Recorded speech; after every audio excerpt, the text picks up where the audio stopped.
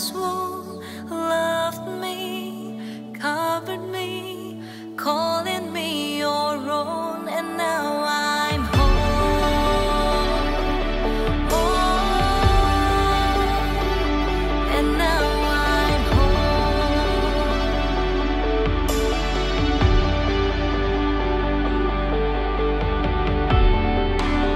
You catch me when I fall, you soothe me in my wandering, found me, carried me, welcome me back home, and I sing hallelujah,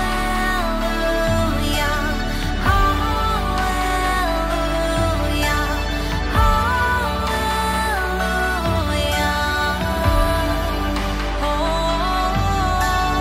hallelujah, hallelujah.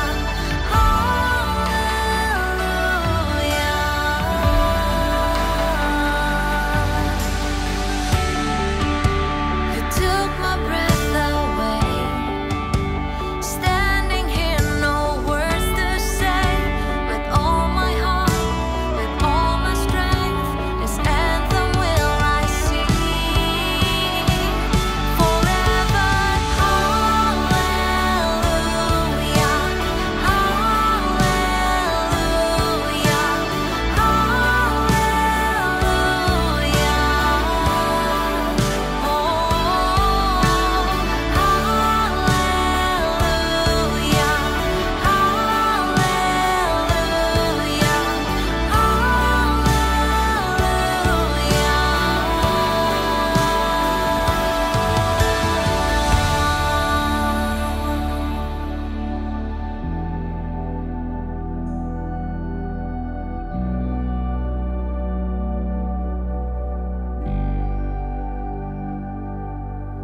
my heart and my song I bring to you.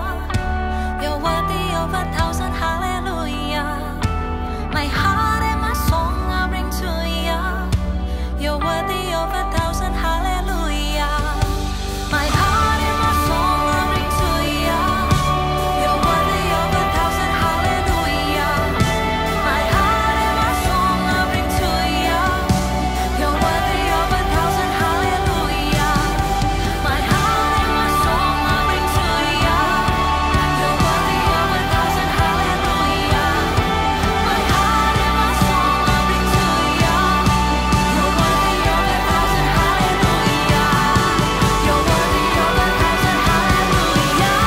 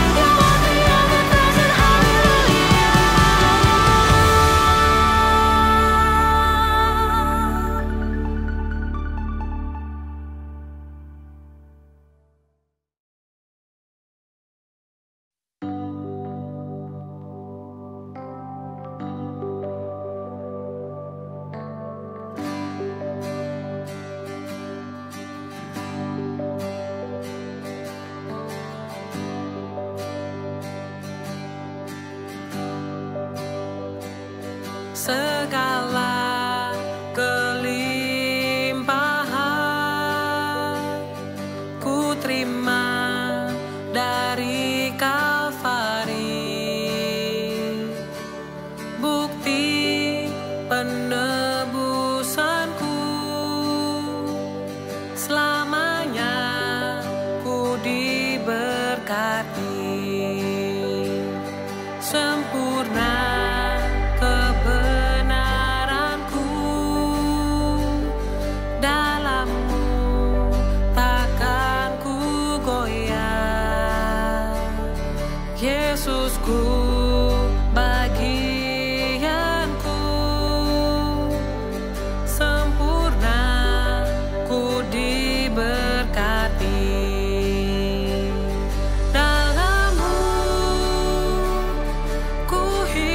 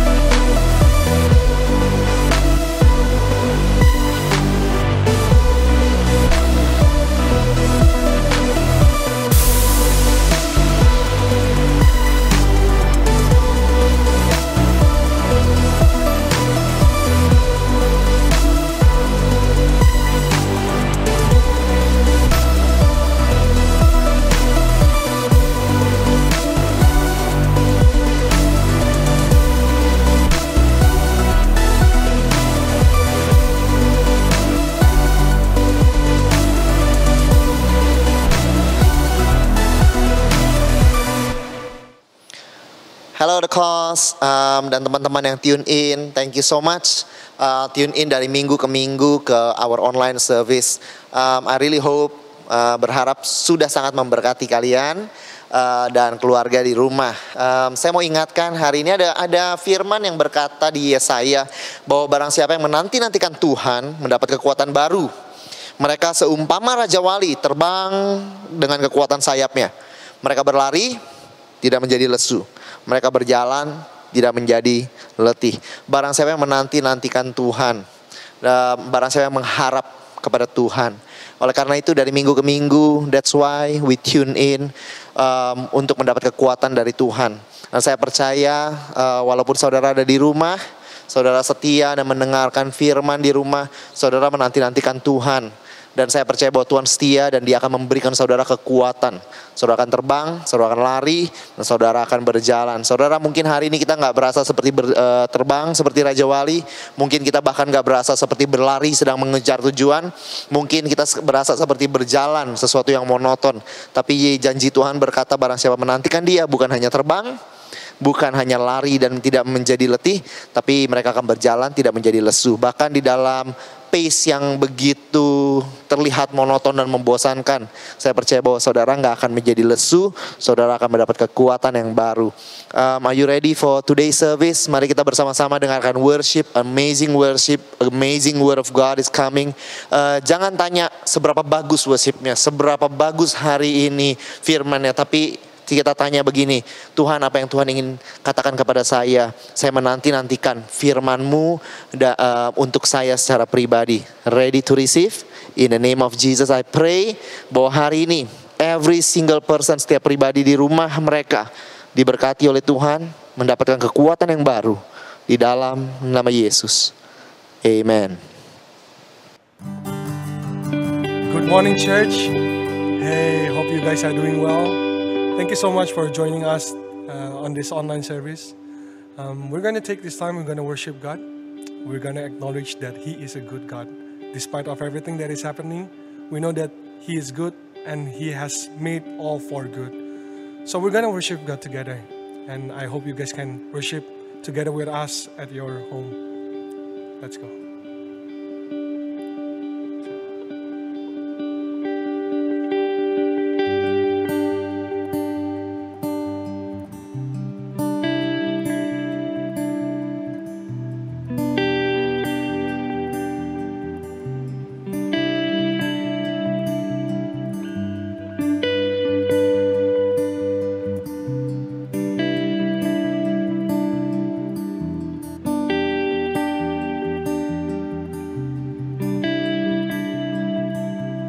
Fall in the kiss of your love, caught in the midst of your grace. Bring you the voice of my prayer. Teach me to live in your ways every day. I look out the sky, wondering on all the things you done in my life. And I sing a song from my heart as I call your name. as I worship you. I will lift my hands, declaring your glory, giving thanks for all that you give. Breathe in me, dwell in my spirit, take all that I am, my heart and my soul. I'm holding my faith, stand on the mountain, flying high on the wings of an eagle. Wait on you for the rest of my life, till I finish the race.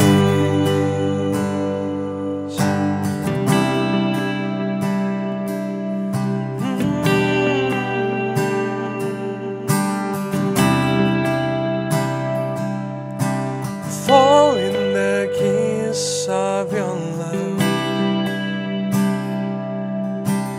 caught in the midst of your grace. Bring you the voice of my prayer. Teach me to live in your way every day. Look up to sky, wondering all the things you done in my life. And I sing a song from my heart as I call your name, as I worship you. I will lift my hands, declaring your glory, giving thanks for all that you give. Breathe in me, dwell in my spirit, take all that I am, my heart and my soul. I'm holding my faith, stand on the mountain, flying high on the wings of an eagle. Wait on you for the rest of my life, till I finish the race.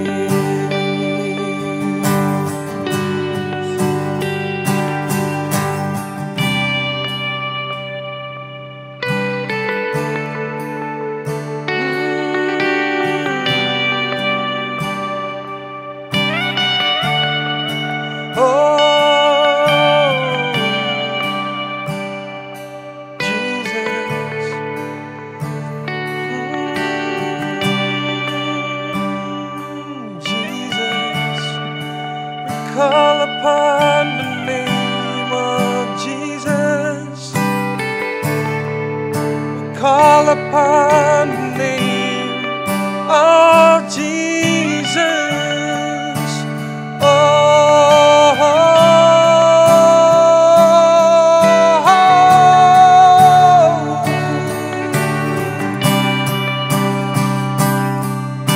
sing hallelujah. Hallelujah,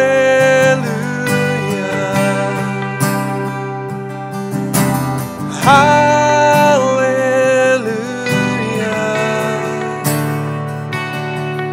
oh hallelujah,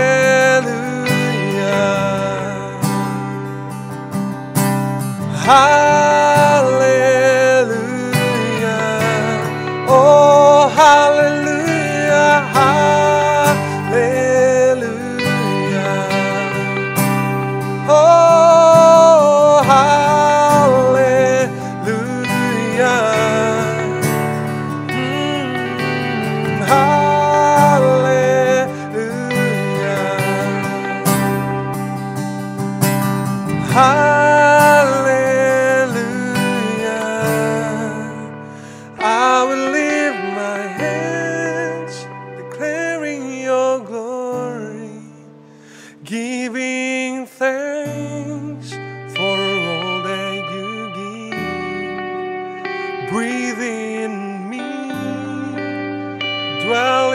my spirit, take all that I am, my heart and my soul.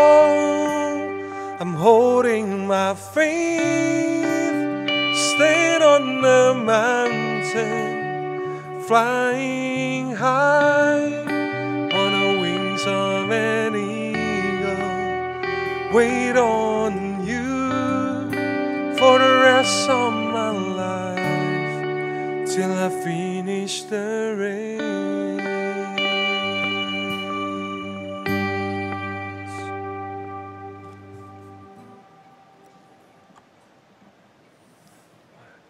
Two, four.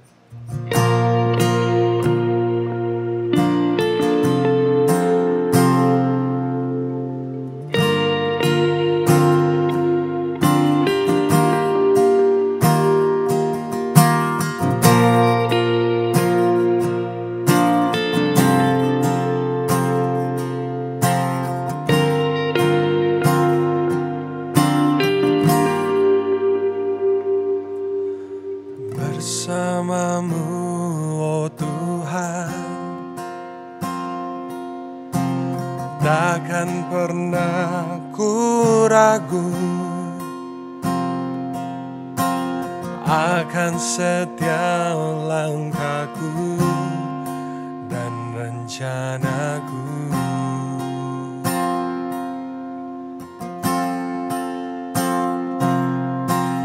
Bersamamu,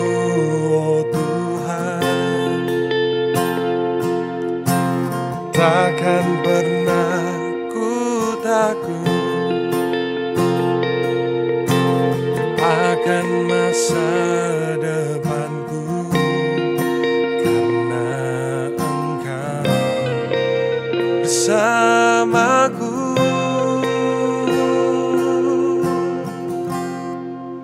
Sebab Engkau Tuhan Allah yang selalu berjalan bersama dengan diriku. Tak sedetik pun Engkau pernah meninggalkanku.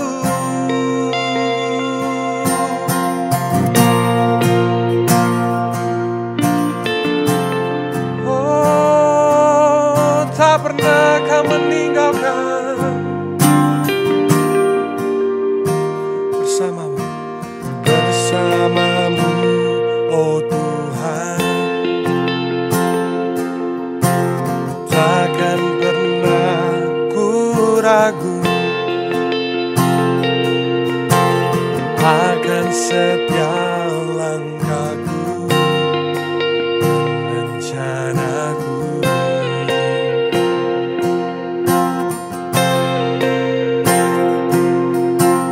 Bersamamu, oh Tuhan, takkan pernah ku takut akan masa depanku, karena Engkau bersamaku. Sebab Engkau Tuhan Allah yang selalu berjalan bersama dengan diriku. Tak sedetik pun Engkau pernah meninggalkanku. Sebab Engkau Tuhan Allah yang membawa kedamaian di saat ku terjatuh.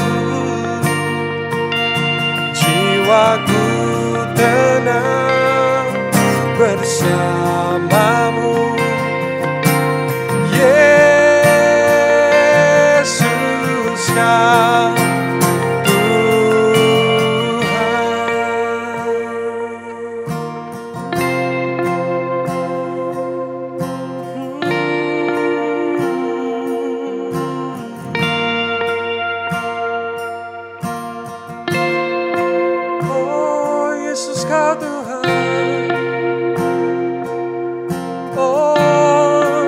Yesus Kau Tuhan, kami nyatakan bahwa Kau Tuhan. Yesus,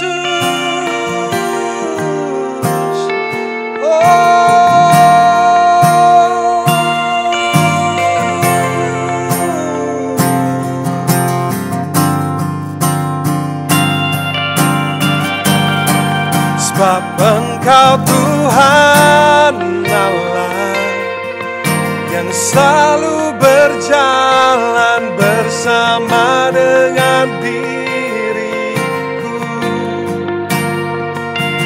Tak sedetik pun Engkau pernah meninggalkanku, sebab Engkau Tuhan Allah yang membawa kedamaian di saat ku terjatuh. Jiwaku tenang bersamamu, Yesus Kau Tuhan. Oh, Yesus Kau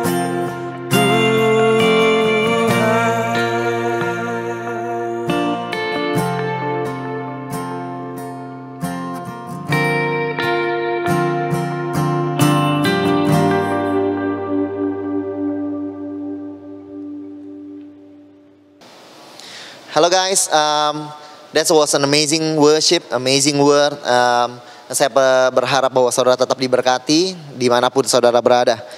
Saudara, sebelum kita memberi hari ini, saya ingin mengingatkan kita, saudara, sebuah ayat dari Kejadian 12, saudara, ayat ke-10. Kalau saudara ingat, Abraham dipanggil keluar dari tanahnya untuk masuk ke tanah yang Tuhan janjikan. Tapi setelah dia sesampainya dia di tanah yang dijanjikan Tuhan, firman Tuhan dalam Kejadian 12 ayat 10 berkata, ketika kelaparan timbul di negeri itu, pergilah Abram ke Mesir untuk tinggal di situ sebagai orang asing, sebab hebat kelaparan di negeri itu. Saudara perhatikan bahwa Abraham adalah bapak iman, tapi dia mengalami sebuah cobaan, saudara, boleh dibilang yang berat, saudara, karena ada kelaparan, saudara. Di mana? Di negeri di mana dijanjikan Tuhan, saudara. Mungkin ada di antara kita yang hari-hari ini, saudara merasa bahwa saudara mengikuti apa yang Tuhan minta, saudara menantikan Tuhan, tapi saudara mengalami hal tersebut. Saya mau ingatkan, Abraham mengalami itu, tapi bukan berarti Tuhan meninggalkan dia, saudara. Waktu Abraham keluar dari Mesir, saudara, dia keluar dengan kelimpahan, saudara. Jadi hari ini mungkin seperti Abraham kita bertanya kenapa ada kelaparan. Mungkin kita bertanya kenapa ada kejadian ini. Dan kita membutuhkan penyediaan Tuhan, tapi janji-janji Tuhan bukan malah terjadi, tapi sesampainya di tanah perjanjian, malah Abraham harus pergi keluar lagi karena ada kelaparan. Tapi saudara, Tuhan setia kepada Abraham dan Tuhan akan setia kepada saudara. Hari ini kita memberi perpuluhan kita, memberi persembahan kita, karena kita tahu bahwa Tuhan lebih setia daripada keadaan yang terjadi di kehidupan kita. Saya berikan saudara waktu untuk mempersiapkan hati saudara, dan mari kita berdoa untuk persembahan ini. Dan saya ingin berdoa untuk saudara dan keluargamu. Tuhan, aku mau berdoa hari ini untuk setiap pribadi yang mengalami goncangan seperti Abraham, Tuhan, ketika dia masuk ke tanah perjanjian. Walaupun dia menerima banyak janji, tapi seolah-olah keadaan tidak menjadi baik, tapi malah menjadi buruk sehingga dia bahkan harus kabur ke Mesir. Aku berdoa Tuhan agar setiap pribadi yang mengalami goncangan dalam finansial mereka, Tuhan yang bantu, Tuhan yang tolong. Dan Tuhan, aku berdoa Tuhan tunjukkan kesetiaan-Mu kepada mereka dalam bahkan keuangan. Seperti Engkau setia kepada Abraham, bahwa ketika dia pergi ke Mesir, dia kembali dengan kelimpahan. Tuhan, di dalam kelaparan ada supernatural blessing untuk setiap pribadi. And we give because we know, kami tahu bahwa Engkau setia, di dalam nama Yesus. You can give through transfer, saudara, through our bank account. I want to thank you for keep supporting the house of God. I bless your life and I bless your family in the name of Jesus. Saudara, minggu depan karena dalam keadaan yang masih belum berubah, saudara, saat ini kita masih online service, saudara, TC Kids, saudara, online the course kids, saudara, jam 9.30, jam 9.30, 1 jam sebelum kebaktian kita, saudara. Lalu jam 10.30, maaf, jam 10.30 kita akan kebaktian online juga, saudara. Oh, dan yang terakhir, saudara, kita ada community melalui Zoom, saudara. Kalau saudara pertama kali mungkin tune in, atau saudara beberapa saat tune in melalui online service kami, dan you wanna get to know us better and mengenal lebih banyak teman di sini, saudara. Kami menyediakan course community lewat Zoom, saudara, seperti tertera di layar.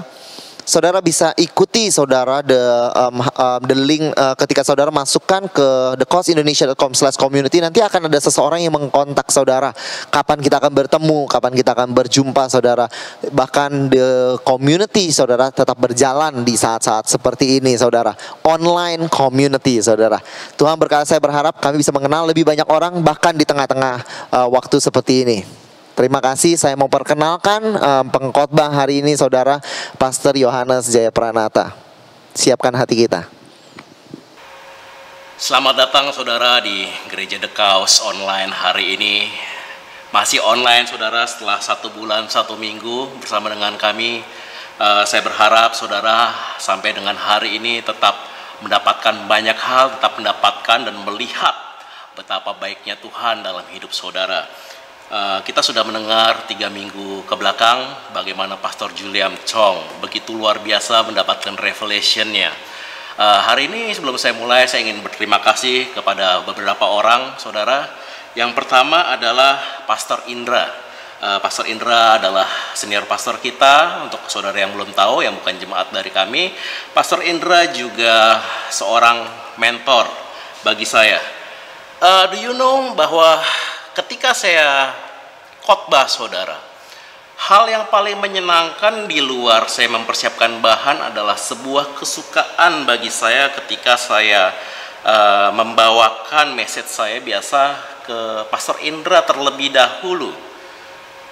Dan merupakan hal yang begitu menyenangkan bagaimana seorang senior pastor, bagaimana seorang mentor mengajari saya bagaimana Pastor Indra membuat dan memproses setiap khotbah saya menjadi bertumbuh dari tahun ke tahun. Dan saya sangat mengapresiasi untuk Pastor Indra. He's such a good mentor for me, dan saya percaya untuk saudara semua sebagai senior pastor, Pastor Indra merupakan seorang yang luar biasa, dan saya ingin mengapresiasi untuk Pastor Indra dan Pastor Kristi. Kedua, saya hari ini mau berterima kasih spesial untuk Dennis Andri yang ada di belakang layar, ada yang memegang kamera dan sound hari ini, yang bantu setup hari ini.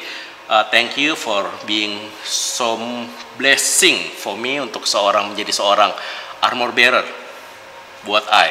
Thank you so much, Andri. Hey, I love you so much. Sebelum saya mulai, saya ingin cerita sedikit, saudara. Kurang lebih kejadiannya mungkin 1 tahun lebih yang lalu. Jadi saat itu saya sedang menyiapkan khotbah, saudara. Saya ingat benar hari itu hari Jumat, saudara. Tiba-tiba jantung saya berdetak dengan sangat kencang. Tiba-tiba keringat dingin keluar. Tiba-tiba saya gelisah, saudara. Saya bertanya, ini kenapa dengan badan saya? Apakah saya sakit? Lalu saya teringat nasihat 2 orang yang paling saya cintai, yaitu mama saya dan istri saya. Satu message yang selalu digaungkan ketika saya ketemu mama saya, cek jantung kamu. Tiba-tiba saya teringat itu, saudara, dan saya takut sekali, dan saya takut untuk saya tiba-tiba mempunyai serangan jantung. Oke, dan akhirnya saya teriak kepada istri saya, sayang, temenin aku, sayang. Kemana? Ke rumah sakit. Kenapa? Ini keringetan, jantung berdebar-debar. Nggak tahu kenapa nih. Lalu kami berdua langsung ke rumah sakit. Lalu saya cek ke dokter jantung saat itu. Saya panik saudara, saya panik bukan kepalang. Lalu dokter jantung mulai tes saya dipasangin beberapa alat, saya disuruh treadmill saudara. Dan akhirnya keluarlah sebuah verdict. Kamu nggak masalah, nggak ada apa-apa, normal semua jantung kamu. Mungkin kamu kegendutan, dia bilang seperti itu. Tapi saya masih bertanya-tanya saudara, kenapa jantung saya berdebar-debar, nggak seperti biasa. Saya tahu ada yang salah dengan diri saya. Lalu saya pulang, sebelum pulang saya bayar dulu ke dokter itu. Saya bayarnya cukup mahal untuk seorang dokter yang ngatain saya gendut saudara.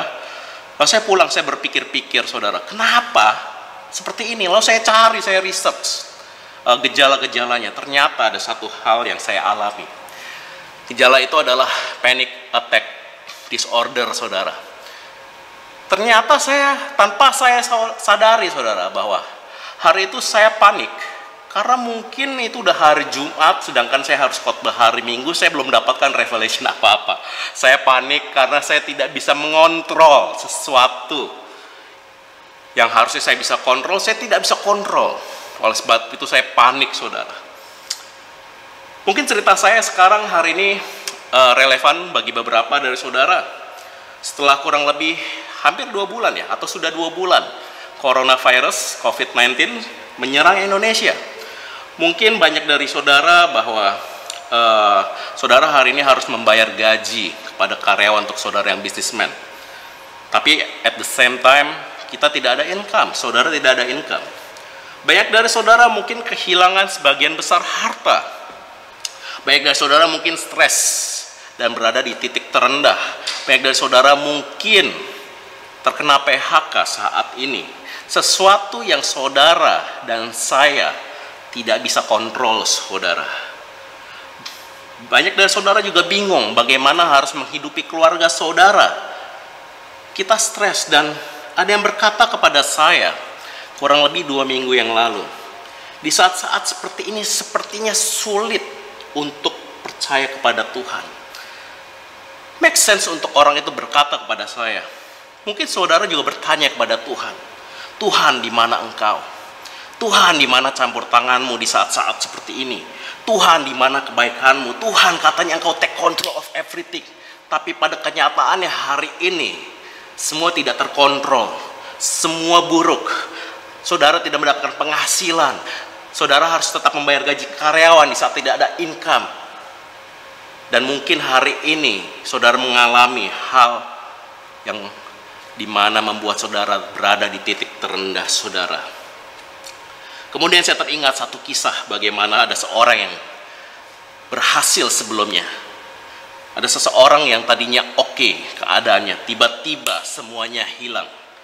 Hari ini saya akan membawakan tentang kisah dari seseorang yang bernama Daud. Kita tahu bahwa Daud terkenal setelah dia mengalahkan Goliat. Daud mendapatkan posisi sebagai kepala pasukan, sebagai seorang jenderal, dan dia mempunyai banyak pasukan setelah dia mengalahkan Goliat. Daud menjadi menantu raja dan mendapatkan seorang istri. Daud setiap hari dapat makan bersama raja di istananya, semuanya oke. Until one day, kita baca di 1 Samuel 19 ayat 11 sampai 12. Kemudian Saul mengirim orang-orang suruhan ke rumah Daud untuk mengamat-amatinya dan untuk membunuh dia pada waktu pagi. Tetapi Michal, istri Daud, memberitahukan kepadanya demikian, jika engkau tidak dapat meluputkan dirimu malam ini, maka engkau besok akan dibunuh. Lalu Michal menurunkan Daud dari jendela, ia pergi melarikan diri dan luputlah ia. Ketika Tuhan memberkati Daud dengan segala hal yang diperbuat Daud itu berhasil. Ketika Tuhan membuat Daud memenangi setiap peperangan, ketika Tuhan membuat Daud disukai banyak orang, Saul menjadi iri dengan Daud. Saul berusaha membunuh Daud, dan saat itu Daud kehilangan semuanya. Ada sesuatu yang menyerang Daud, dan comfort zone Daud dan hal-hal yang tadinya Daud punya hilang seketika. Perhatikan ayat ini saudara di 1 Samuel 21 ayat 1 sampai 6. Mungkin saya tidak bacakan semua. Sampailah Daud ke Nob kepada Ahimelek, imam itu. Dengan gemetar Ahimelek pergi menemui Daud dan berkata kepadanya, "Mengapa engkau seorang diri dan tidak ada orang bersama-sama dengan engkau?" Jawab Daud kepada imam Ahimelek, "Raja menugaskan sesuatu kepadaku. Katanya kepadaku, siapapun juga tidak boleh mengetahui segala dari hal yang kusuruh kepadamu dan yang kutugaskan kepadamu ini. Sebab itu orang-orangku telah kusuruh pergi ke suatu tempat. Maka sekarang apa yang ada padamu, berikanlah kepadaku 5 roti atau apapun yang ada di tempat ini."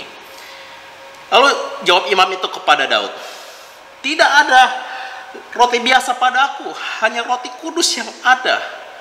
Asal saja orang-orangmu itu menjaga diri terhadap perempuan." Lalu kita skip ke ayat 6 saudara. Lalu imam itu memberikan kepadanya roti kudus itu, karena tidak ada roti di sana selain roti sajian. Perhatikan kondisi Daud saudara.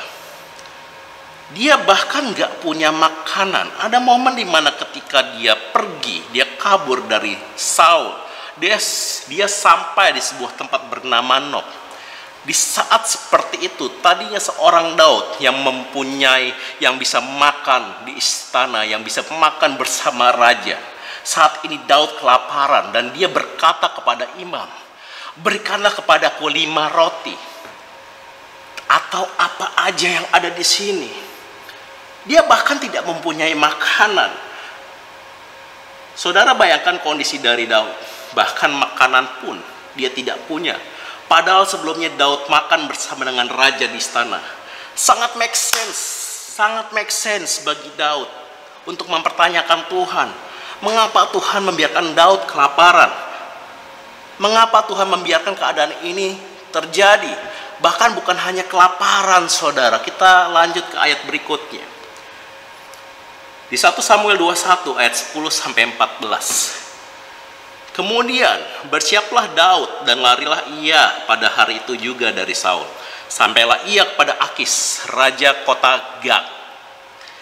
Pegawai-pegawai Akis berkata kepada tuannya, "Bukankah ini Daud, raja negeri itu? Bukankah tentang dia orang nyanyi-nyanyi berbalas-balasan sambil menari-nari demikian? Saul mengalahkan beribu-ribu musuh, tapi Daud berlaksa-laksa." Daud memperhatikan perkataan itu dan dia menjadi takut sekali kepada Akis, raja kota Gat itu. Sebab itu ia berlaku seperti orang yang sakit ingatan di depan mata mereka dan berbuat pura-pura gila di dekat mereka. Ia menggores pintu gerbang dan membiarkan ludahnya meleleh ke janggutnya. Lalu berkatalah Akis kepada para pegawainya, "Tidakkah kamu lihat bahwa orang itu gila? Mengapa kamu membawa dia kepadaku?" Saudara perlu ingat, orang Filistin adalah musuh dari Daud. Lalu mengapa Daud pergi ke kota ini? Ternyata di Mazmur 56 ayat 1 berkata, "Untuk pemimpin biduan menurut lagu merpati di pohon-pohon tarbantin yang jauh, miktam dari Daud." Ketika orang Filistin menangkap dia di Gat. Jadi bukan Daud yang menuju ke kota ini. Dia tertangkap oleh orang Filistin di dekat Gat, lalu tentara orang Filistin membawa dia ke kota Gat. Tapi perhatikan kondisi Daud. Dia menjadi takut sekali sehingga dia membiarkan ludahnya, dia pura-pura gila untuk membiarkan ludahnya meleleh ke janggutnya. Ada satu fakta dan informasi untuk saudara semua. Gat adalah kota asal dari Goliat. Ingat bagaimana dia mengatasi Goliat? Menghadapi Goliat, dia tidak takut sama sekali ketika ada Goliat di tengah bangsa Israel. Ketika Goliat menantang, Daud tidak takut sama sekali, di mana bangsa Israel pada saat itu semua takut. Tapi hanya Daud yang tidak takut. Tapi saudara lihat sekarang kondisi Daud. Tadinya Daud tidak takut, tadinya Daud seorang pemberani, tapi hari ini, saat itu Daud menjadi takut sekali. Dan ketika dia berpura-pura gila dengan membiarkan ludahnya meleleh ke janggutnya. Pada zaman dahulu, Sebuah aib yang sangat besar ketika seorang pria membiarkan ludahnya turun ke janggutnya. Saudara lihat, sebelumnya Daud adalah orang terhormat. Daud adalah seorang jenderal. Daud begitu dihormati pada saat itu. Tapi hari ini harga dirinya jatuh. Kehormatannya jatuh. Sekarang dia menjadi orang yang sangat memalukan. Bahkan menjadi seorang tawanan pun dia tidak layak. Dia ditolak menjadi seorang tawanan. Sebelumnya Daud adalah orang yang ditakuti oleh bangsa Filistin. Tapi saat itu dia menjadi sangat takut. Dia menjadi tawanan. Daud sebelumnya adalah kepala pasukan dan dia menjadi seorang tawanan. Sangat masuk akal untuk Daud bertanya, "Di mana Tuhan? Di mana Tuhan? Mengapa Tuhan tidak menuntun Daud? Mengapa Tuhan membiarkan Daud menjadi tawanan? Mengapa Tuhan membiarkan Daud menjadi takut? Mengapa Tuhan membiarkan Daud harga dirinya jatuh?" Lalu Daud pergi dari sana di ayat berikutnya. 1 Samuel 22 ayat 1. Lalu Daud pergi dari sana dan melarikan diri ke Gua Adulam. Tempat ketiga, saudara, Gua Adulam. Dari sana maksudnya adalah Daud pergi meninggalkan kepopularitasannya. Daud pergi meninggalkan keluarganya, meninggalkan istrinya. Daud pergi meninggalkan istananya, tempat tadinya dia bisa tinggal dengan nyaman. Daud tidak bisa mengunjungi keluarganya, dia tidak bisa mengunjungi mentornya, dia tidak bisa mengunjungi istrinya, dia tidak bisa mengunjungi Jonathan teman baiknya. Daud tidak bisa mengunjungi bahkan bait Allah pada saat itu. Dia tidak bisa kemana-mana. Saul mengambilnya semua itu. Saul membuat apa yang menjadi kepunyaan Daud hilang pada saat itu. Saul membuat Daud tidak lagi mempunyai apa-apa. Belum lagi ada orang Filistin yang merupakan musuh dari Daud. Semuanya menjadi musuh, semuanya menjadi terbalik. Mirip dengan keadaan kita mungkin saat ini. Daud melarikan diri ke Gua Adulam karena hanya tempat itu yang dia bisa tempati. Nggak ada tempat lain lagi. Tidak ada kota. Tidak ada tempat lain yang bisa membuat dia aman. Hanya sebuah Gua Adulam, saudara. Dan di Mazmur 142, ketika Daud sampai di Gua Adulam, dia berkata, Mazmur 142 ayat 5-8. Tidak ada seorang pun yang menghiraukan aku. Tempat pelarian bagiku telah hilang. Tidak ada seorang pun yang mencari aku. Aku berseru-seru kepadamu ya Tuhan, kataku. Engkaulah tempat perlindunganku, bagianku di negeri orang-orang hidup. Perhatikan teriakku, sebab aku telah menjadi sangat lemah.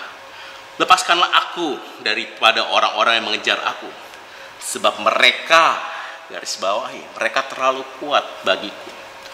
Keluarkanlah aku dari dalam penjara. Dia menganggap Gua Adulam adalah penjara bagi dirinya. Daud pikir gua ini tempat di mana dia bisa mengasihani dirinya. Daud pikir di gua ini ia akan hanya menunggu. Daud pikir di gua ini dia tidak mendapat apa-apa. Dia pikir di gua ini dia akan hanya sendirian. Daud pikir gua ini adalah penjaranya. Kelaparan, harga diri yang jatuh, posisi yang hilang, sendirian, mau dibunuh, musuhnya begitu kuat. Inilah salah satu titik terendah dalam hidup Daud.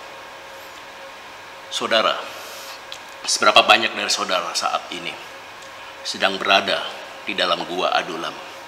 Seberapa banyak saudara tidak bisa kemanapun, saudara tidak sanggup melakukan apapun. Tempatku sebelumnya lebih nyaman dari tempat ini, tapi tempat ini suram.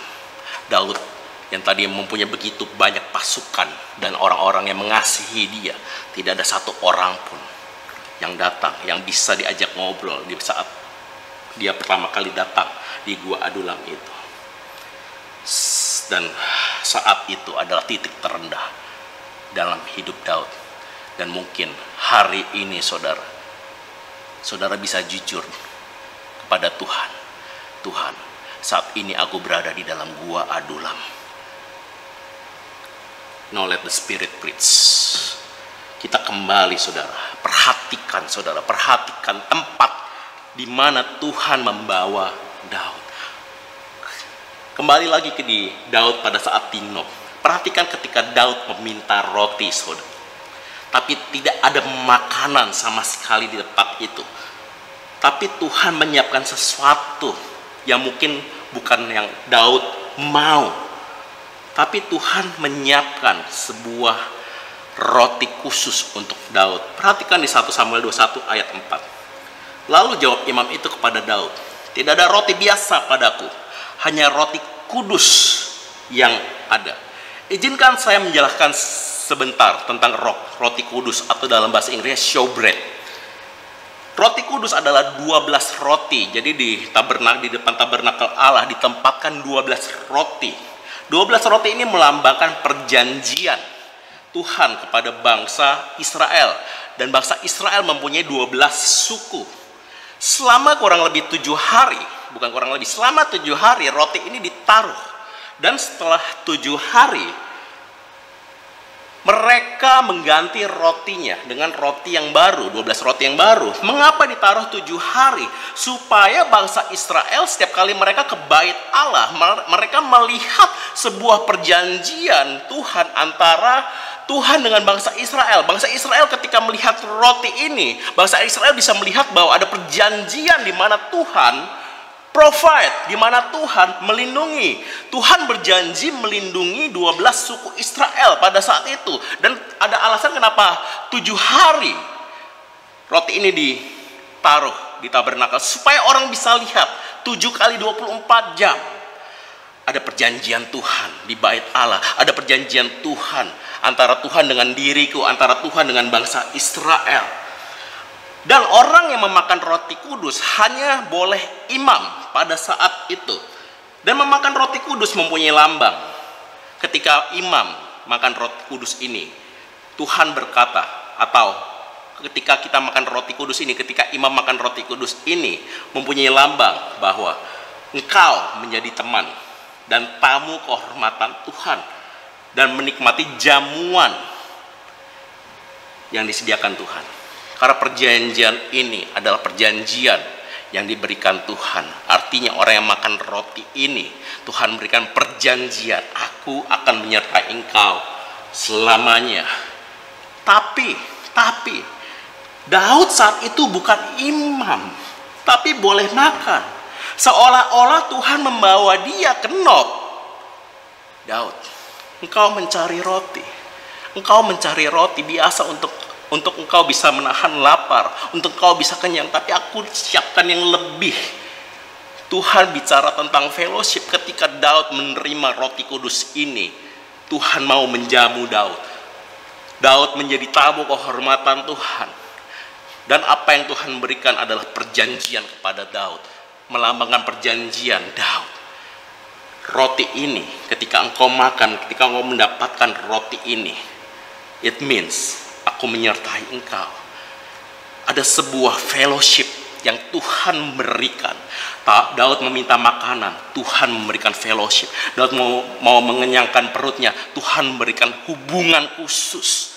Karena sebelumnya hanya imam yang boleh memakan, tapi Daud, Tuhan beri, aku mau engkau berfellowship. Aku memberikan perjanjian ini Daud. Ketika engkau lapar, aku memberikan bukan hanya untuk sekedar mengenyangkan engkau. Dan inilah asal mula Holy Communion, perjamuan kudus. Di perjanjian baru ada satu kejadian di mana ini melambangkan hal yang sama persis dengan showbread atau roti kudus ini, yaitu ada di Matius 26. Dan ketika mereka sedang makan, Yesus mengambil roti, mengucap berkat, memecah-mecahkan, lalu memberikannya kepada murid-muridnya. Ambillah, makanlah, inilah tubuhku. Inilah perlambangan di mana Yesus melayani, murid-muridnya, memberi makan murid-muridnya. Dan dia memberi makan bukan dengan roti biasa. Yohanes 6 ayat 35 berkata, "Akulah roti hidup. Barang siapa datang kepadaku, ia tidak akan lapar lagi. Dan barang siapa percaya kepadaku, ia tidak akan haus lagi." Hei, Daud mungkin hanya lapar, tapi Tuhan berikan sesuatu yang tidak bisa lapar lagi untuk Daud. Daud hanya minta roti, tapi dia diberi hubungan yang khusus. Dia diberi fellowship oleh Tuhan. Tuhan menyertai Daud. Demikian juga dengan saudara. Tuhan persiapkan lebih dari hanya sekedar membuat saudara kenyang. Tuhan persiapkan supaya saudara tidak lapar lagi. Mungkin kita tidak layak makan roti ini, tapi Tuhan layakkan kita.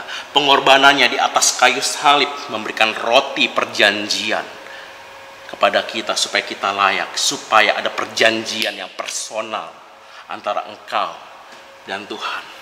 Di kota Nob ini, Tuhan beri makan Daud. Tuhan perhatikan Daud. Tuhan tidak tinggalkan Daud.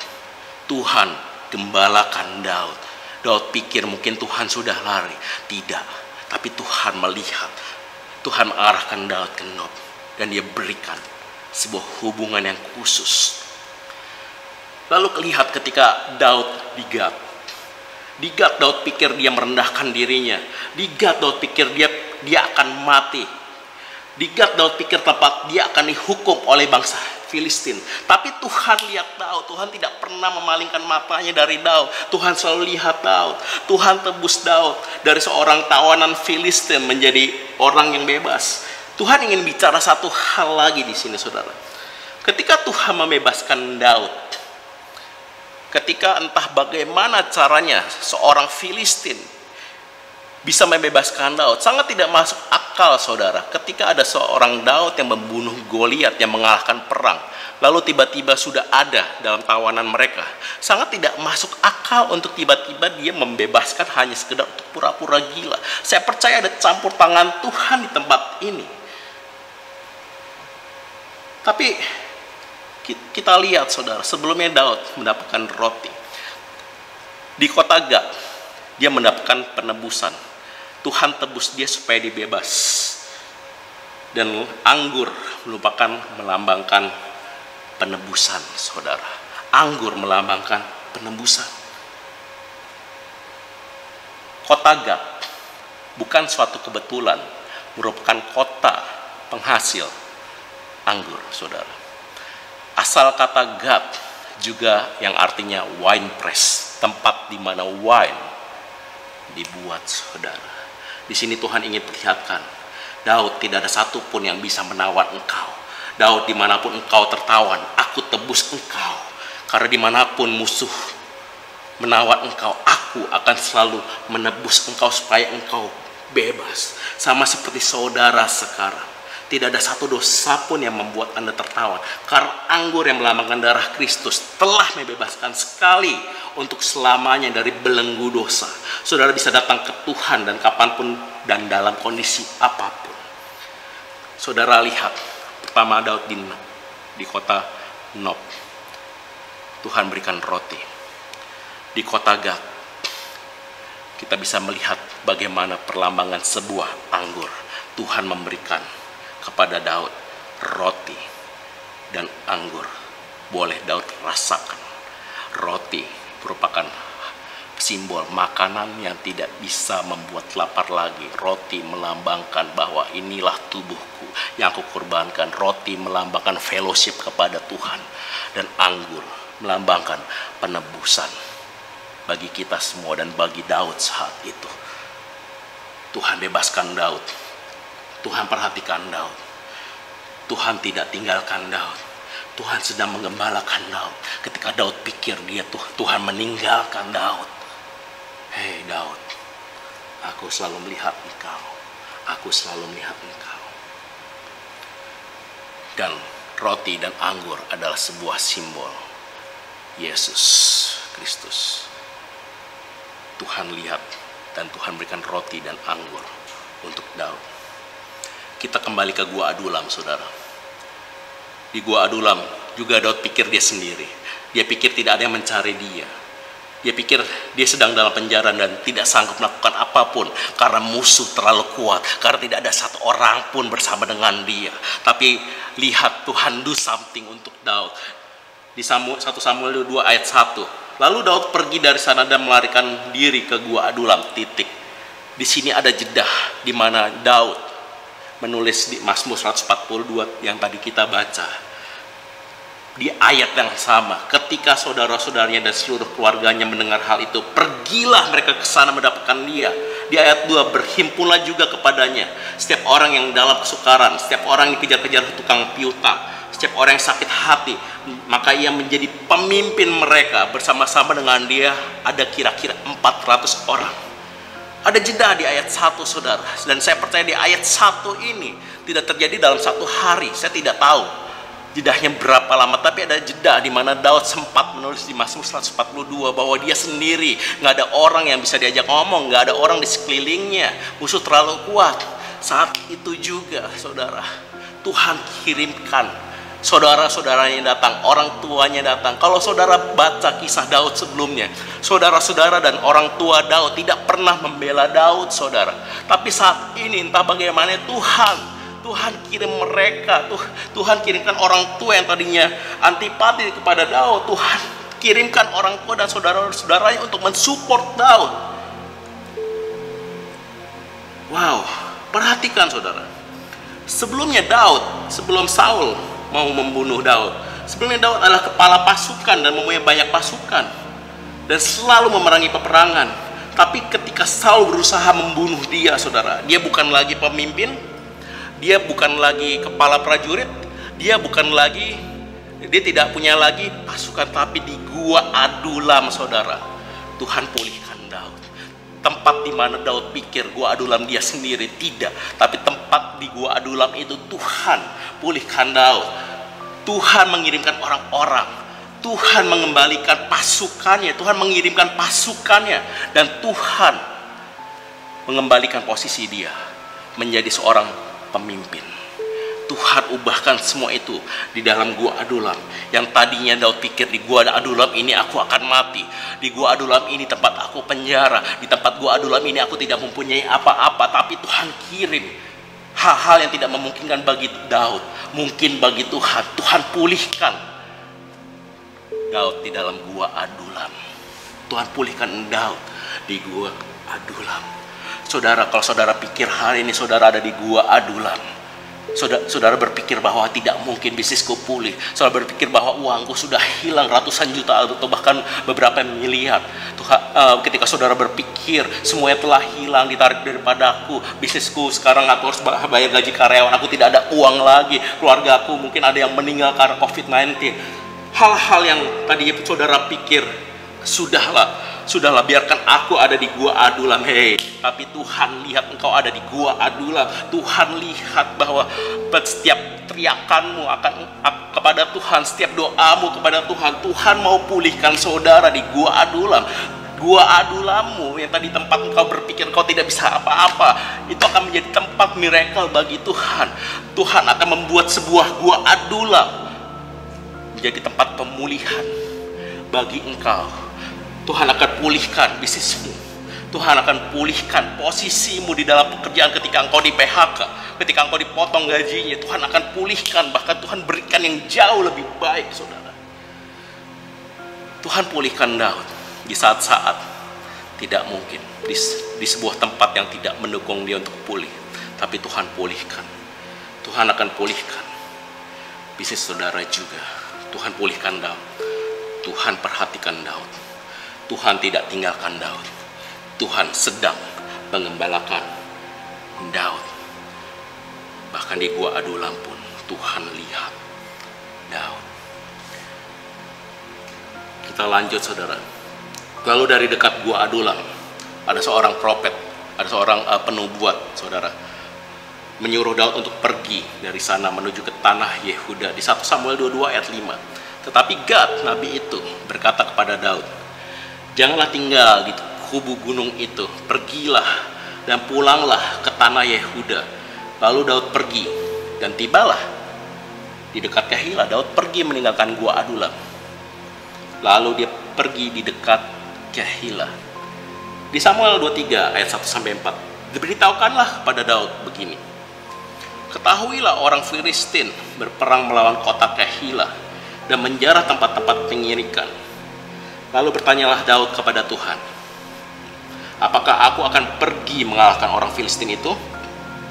Jawab Tuhan kepada Daud, pergilah, kalahkanlah orang Filistin itu dan selamatkanlah Kehila. Tetapi orang-orang Daud berkata kepadanya, ingatlah, sedangkan di sini di Yehuda kita sudah dalam ketakutan. Apalagi kalau kita pergi ke Kehila melawan barisan perang orang Filistin. Lalu bertanyalah pula lah Daud kepada Tuhan. Maka Tuhan menjawab dia, firman-Nya, bersiaplah, pergilah ke Kehila, sebab aku akan menyerahkan orang Filistin itu ke dalam tanganmu. Ingat bahwa orang-orang yang ada bersama Daud, saudara, adalah orang-orang yang berada dalam ketakutan, saudara. Daud sendiri juga sedang merasakan ada di dalam titik terendah dalam hidup dia. Semuanya belum terlalu pulih seperti sedia kala. Orang yang sekeliling Daud mungkin memperingatkan Daud, kamu gak mungkin menang Daud, kamu gak mungkin menang Daud. Kita bukan dalam keadaan yang baik. Kamu gak mungkin menang Daud. Kita ini bukan prajurit yang terbaik. Kita ini adalah orang yang di ayat sebelumnya, orang-orang yang discontented, orang-orang yang kecewa, orang-orang yang kepahitan, orang-orang yang berada dalam hutang. Kita gak mungkin menang Daud. Kamu lihat orang Filistin itu, mereka dilahirkan untuk berperang. Kamu lihat kita, Daud, kita nggak mungkin menang, Daud. Yang artinya, mungkin Daud nggak punya apa-apa untuk berperang. Mungkin Daud bingung dengan kondisi sekelilingnya. Dia pikir nggak ada chance untuk menang. Dia pikir orang Filistin akan mengalahkan dia. Dia pikir dia akan kalah. Kemudian di ayat 5 berkata seperti ini. Kemudian pergilah Daud dengan orang-orangnya ke Kehila. Ia berperang melawan orang Filistin itu. Dihalaunya ternak mereka dan ditimbulkannya kekalahan besar di antara mereka. Demikianlah Daud menyelamatkan penduduk Kehila. Ketika, garis bawahi kata ketika, Abiatar bin Ahimelek melarikan diri kepada Daud ke Kehila, ia turun dengan membawa efod di tangannya. Izinkan saya menjelaskan alur dari ayat ini. Di ayat 6, bahasa Inggris dari ketika adalah now it came about, when, yang artinya menjelaskan bahwa kemenangan itu terjadi ketika Abiatar yang membawa efod datang. Mungkin awalnya Daud bertanya mengapa Tuhan suruh dia pergi ke Kehila. Mungkin awalnya Daud bertanya mengapa Tuhan menempatkan dirinya di tengah-tengah musuh, sementara Daud bersama pasukannya tidak berdaya. Tapi Tuhan mau buktikan kepada Daud. Kejadian ini Tuhan mau ngomong ke Daud, Daud, aku datang membawa efod ini di tengah pelarianmu. Ingat bahwa hanya imam besar saja yang boleh memakai efod, tapi Tuhan mengantarkan lewat Abiatar efod ini ke tangan Daud. Kemenangan ini terjadi di detik-detik di mana Abiatar menyerahkan efod ini kepada Daud. Aku memberikan efod ini bukan pada saat engkau menjadi seorang jenderal, Daud.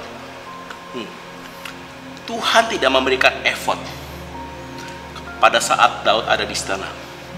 Tuhan tidak memberikan efod ini, hal yang spesial yang sebenarnya hanya imam saja yang diperbolehkan. Tapi Tuhan memberikan efod ini justru pada saat Daud di dalam pelarian dia dari Saul.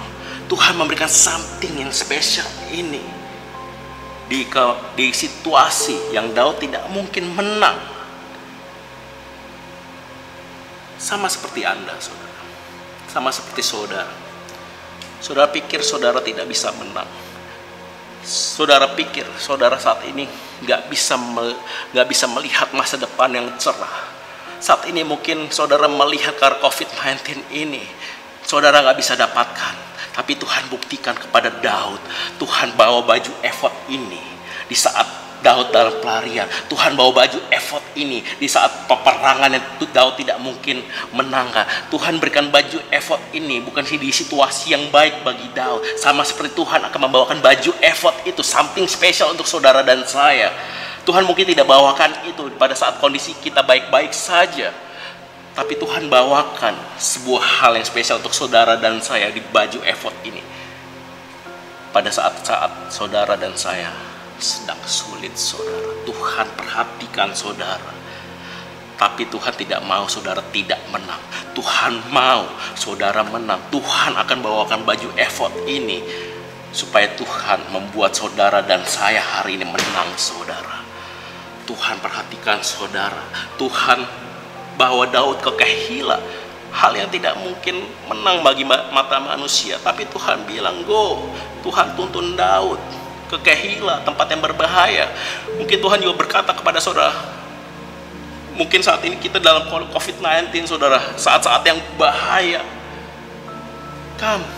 Tenang aja, aku bersamamu. Aku akan bawakan sesuatu yang di saat momen terbaikmu sebelumnya kau tidak punya, sekarang aku bawakan ini. Penyertaan Tuhan tidak pernah terlambat. Penyertaan Tuhan membawa kemenangan. Dan ada sesuatu saudara di ayat ini yang saya percaya bukan kebetulan. Kata Kehila, kota Kehila mempunyai root tusling. Tusling. Saudara ingat bagaimana Daud mengalahkan Goliat? Sling. Root katanya kala. Kata yang sama dipakai ketika Daud membunuh Goliat dengan sling, pistol. Wow, ada maksud kenapa Tuhan bawa Daud ke Kehila. Ada maksud mengapa Tuhan bawa saudara dan saya di tempat yang sulit.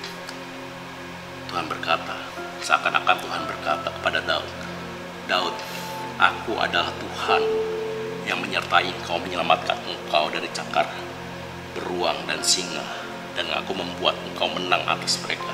Daud, aku masih menyertai engkau sama seperti engkau mengalahkan Goliat. Dan ada maksudnya mengapa Kehila, Tuhan pilih Kehila supaya Daud ingat, aku yang membuat engkau menang dari Goliat dengan cara sling. Dan di kota Kehila Tuhan pakai cara yang sama untuk Daud bisa menang. Daud, hari ini aku masih sama dan tidak akan meninggalkan engkau. Tuhan berikan kemenangan kepada Daud. Tuhan perhatikan Daud. Tuhan tidak tinggalkan Daud. Tuhan sedang mengembalakan Daud.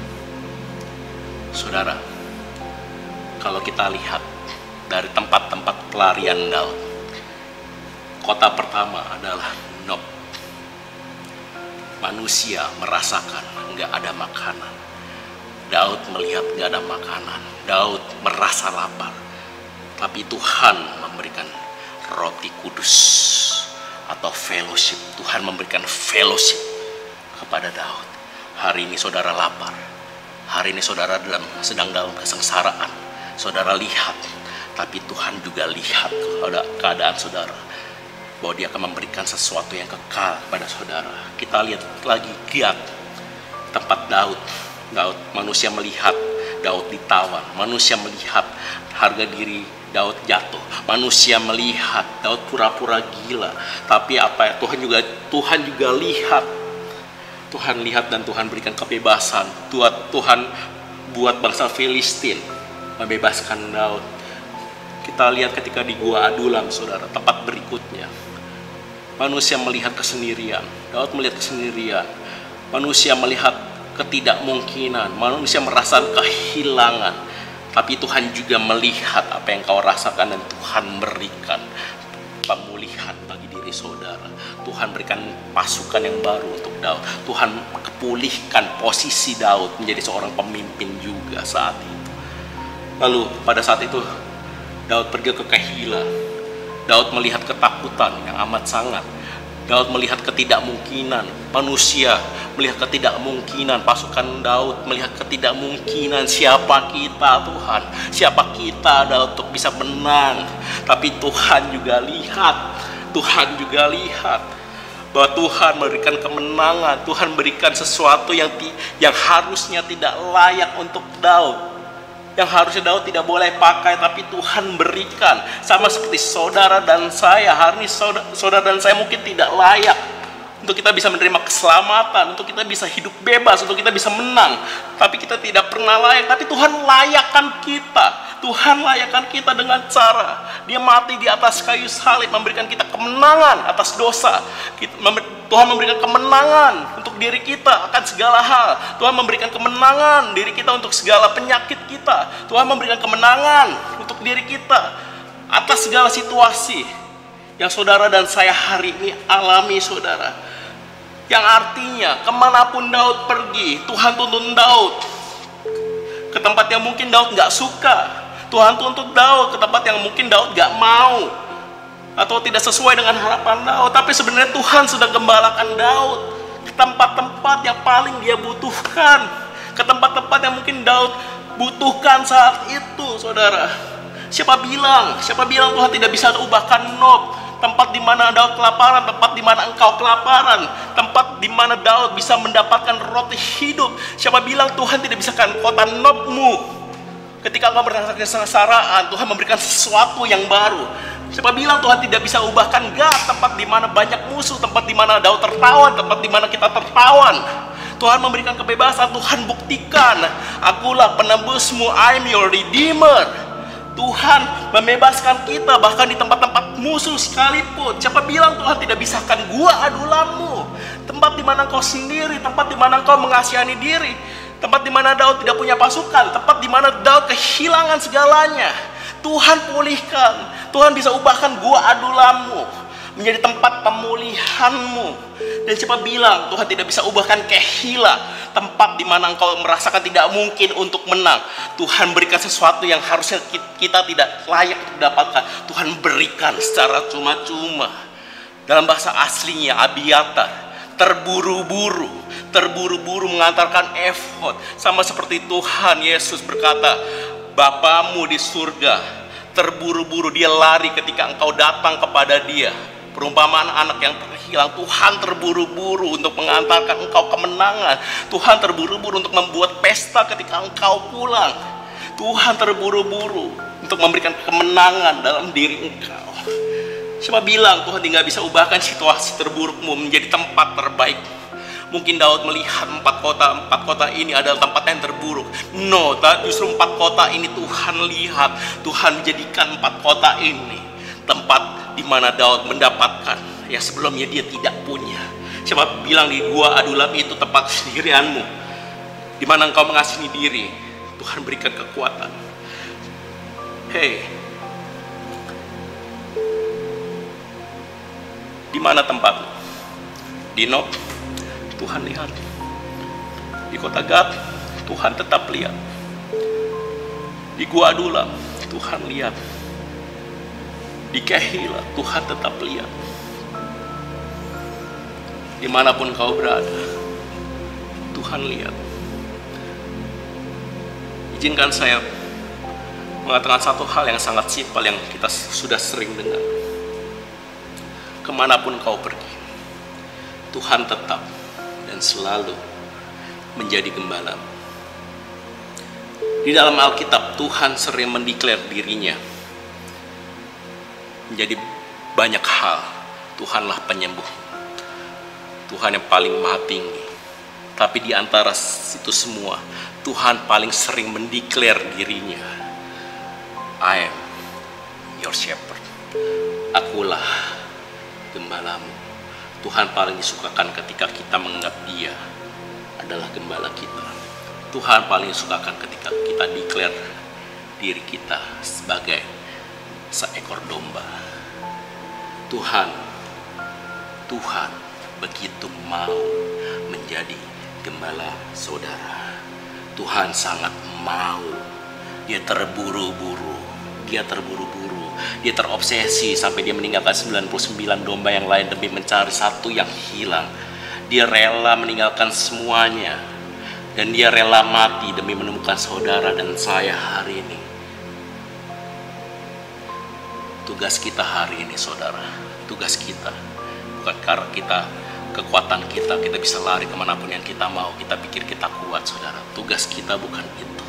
Tugas kita adalah mengizinkan diri kita diangkat. Ketika Yesus mengangkat seekor domba, ditaruh di atas punggungnya, tugas kita adalah menjadi seekor domba yang menikmati hubungan antara pengembala dan domba, saudara. Karena Tuhan kita adalah gembala yang baik. Dia menuntun aku ke padang rumput yang hijau. Dia menuntun aku ke aliran sungai. Dia memberi makan apa yang kita butuhkan, bahkan lebih dari apa yang kita butuhkan. Jesus, my shepherd, Tuhanlah gembalaku. Saya berharap, saudara, kita bisa datang sebagai seekor domba, datang dengan apa adanya kita, sama seperti Daud bermazmur, Tuhan, aku tidak punya apa-apa, Tuhan, kondisiku hancur. Izinkan saya berdoa untuk saudara. Tuhan, aku berdoa, Tuhan, apapun kondisi kami, Bapa, kami datang dengan hati yang hancur. Kami datang dengan kondisi kami yang tidak baik, Tuhan. Musuh kami terlalu kuat, Tuhan. Posisi kami hilang, Tuhan. Harta kami mungkin hilang, Tuhan.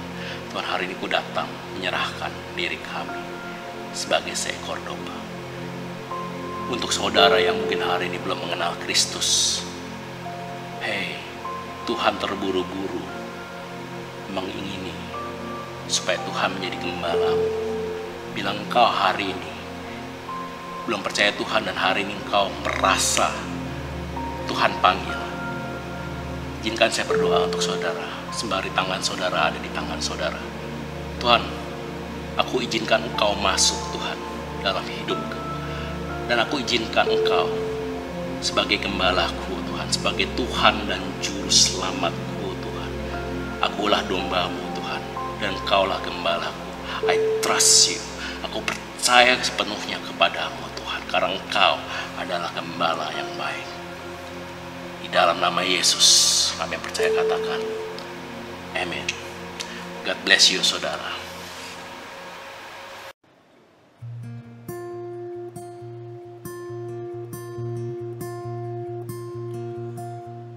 Bersamamu, oh Tuhan, takkan pernah ku ragu akan setiap langkahku dan rencanaku.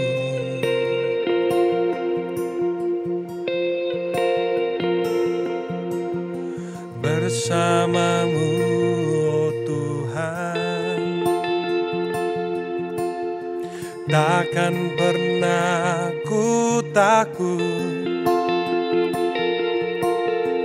akan masa depanku, karena Engkau bersamaku, sebab Engkau Tuhan Allah yang selalu berjalan bersama dengan diriku. Tak sedetik pun Engkau pernah meninggalkanku, sebab Engkau Tuhan Allah yang membawa kedamaian di saat ku terjatuh. Jiwaku tenang bersamamu, Yesus Kau, sebab Engkau Tuhan Allah yang selalu berjalan bersama dengan diriku. Tak sedetik pun Engkau pernah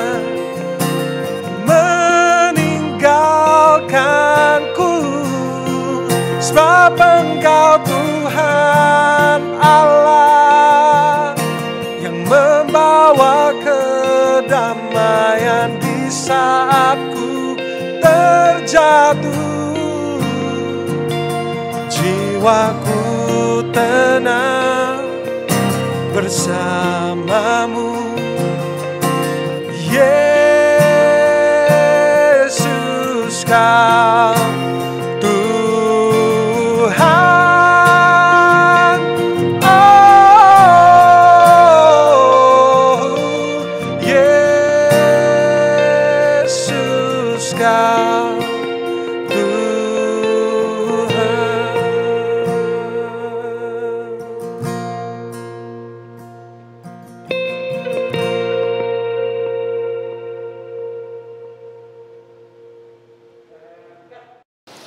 Wow, that was an amazing service, saudara.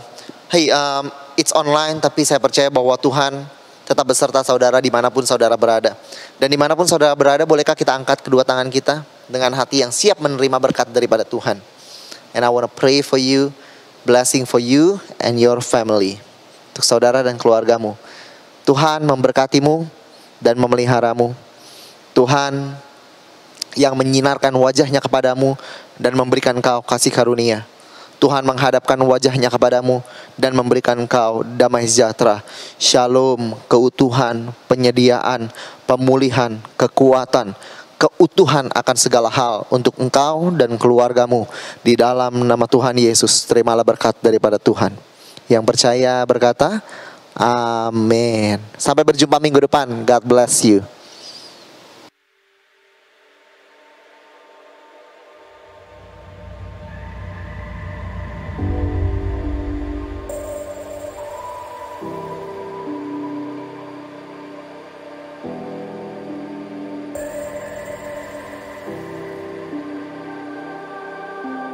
Fall in the kiss of your love, caught in the midst of your grace. Bring you the voice of my prayer. Teach me to live in your way every day. I look up to the sky, wondering all of the things you've done in my life. And I sing a song from my heart as I call your name, as I worship you. I will lift my hands, declaring your glory, giving thanks for all that you give. Breathe in me, dwell in my spirit, take all that I am, my heart and my soul. I'm holding my faith, I'll stand on the mountain, flying high with the wings of an eagle. Wait on you for the rest of my life, till I finish the race.